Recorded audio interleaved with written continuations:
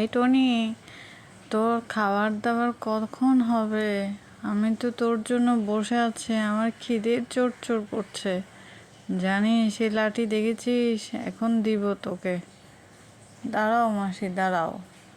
তুমি আমার বোনকে এভাবে কথা বলতে পারো না, কারণ ও সকাল থেকে কাজ করছে আর ওর মাথাটা তুমি ফাটিয়ে দিয়েছো। তাও যে ও রান্না করছে, তোমাদের শতগুণের ভাগ্য। এই টুনি, কেমন আছো? কান্না করছো কেন?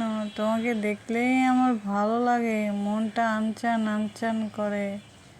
বুঝেছো টুনি? হা হা।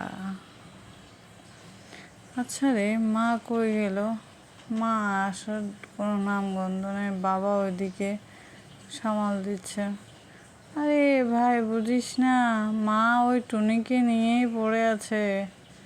হায় হায়, আমার মাটার মাথা থেকে টুনি কখন বেরোবে কে জানে। আর এখানে আমার বিবাহ, কত বড় লোকের সাথে আমার বিয়ে হচ্ছে, আমার মার ওগুলো খবর নাই।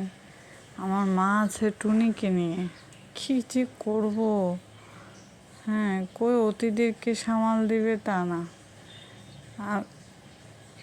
আমি বলছি, শোনো, তোমার বোনের মেয়েকে আমাদের বাসা থেকে নিয়ে যাও, না হলে আমার বউ ওকে মেরেই ফেলবে।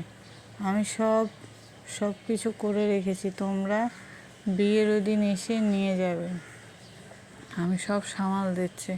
হ্যাঁ হ্যাঁ, আমার বোনকে আমরা বাঁচাবো তোমার কাল্লু বুবুর হাত থেকে, অত্যাচারী কাল্লু বুবুর হাত থেকে। আচ্ছা, আমরা নিজেরাই খেতে পারি না, আমার বোনকে এনে আমরা কি করব?